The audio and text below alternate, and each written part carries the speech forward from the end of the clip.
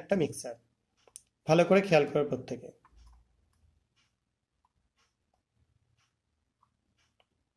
দেখো,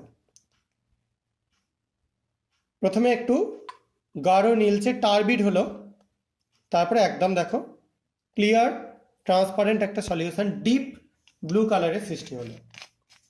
প্রথম যেটা তৈরি হলো সেখানে কিছুটা বেসিক কপার মানে হাইড্রক্সাইডের একটা বিশেষ টাইপের প্রেসিপিটেট তৈরি হলো, যার মধ্যে বেশি পরিমাণে আমরা NH4OH আর NH4Cl দেওয়াতে কিউপ্রো অ্যামোনিয়াম সালফেট এই কম্পাউন্ডটা তৈরি হলো। এটা একটা কমপ্লেক্স। এবার এখানে আমরা রিয়াকশনটা থামিয়ে দেবো না, এরপর আমরা কয়েকটা জিনিস এখানে করে দেখব। প্রথম যেটা হচ্ছে, এই দুটোর মধ্যেই আমরা HCl অ্যাড করব। তো ফার্স্ট একটা HCl অ্যাড করি, দেখো কি চেঞ্জ হচ্ছে।